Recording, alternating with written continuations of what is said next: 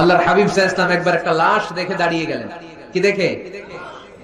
লাশ দেখে দাঁড়ালেন। সাহাবারা বললেন, ইন্নাহু ইয়াহুদি। নবী, ইন্নাহু ইয়াহুদি, এটা ইহুদির লাশ, আপনি দাঁড়ালেন যে? আল্লাহর হাবিব সাল্লাল্লাহু আলাইহি ওয়াসাল্লাম বললেন, আওয়ালাইসাত নাফসান, এটা কি মানুষ না? হোক না ইহুদি, হোক না খ্রিস্টান, হোক না আস্তিক আর নাস্তিক, আমি তো মানুষ দেখে দাঁড়াইছি। সুবহানাল্লাহ কইবেন না? এজন্য সবাইরে আগে মানুষ মনে করবেন। আগে কি মনে করবেন? পরে দলাদলি কইরেন। আমরা দেখা মাত্র বলি কোন পীরের মুরিদ? দেখা মাত্র প্রথম প্রশ্ন কি? হ্যাঁ, কোন পীরের মুরিদ? কোন দল করেন? হ্যাঁ, ভারতপন্থী না পাকিস্তানপন্থী? আছে না নাই?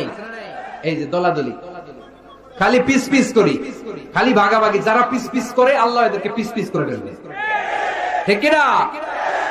বিষ্ণুনবী এসেছেন মিলানোর জন্য, মিলিয়ে দেওয়ার জন্য বিষ্ণুনবী সাল্লাল্লাহু আলাইহি ওয়াসাল্লামের আগমন ঘটেছে। আর আমরা খালি পিস পিস। আমরা আহলে হাদিস মসজিদ বানাই এক জায়গায়, এক এলাকায়।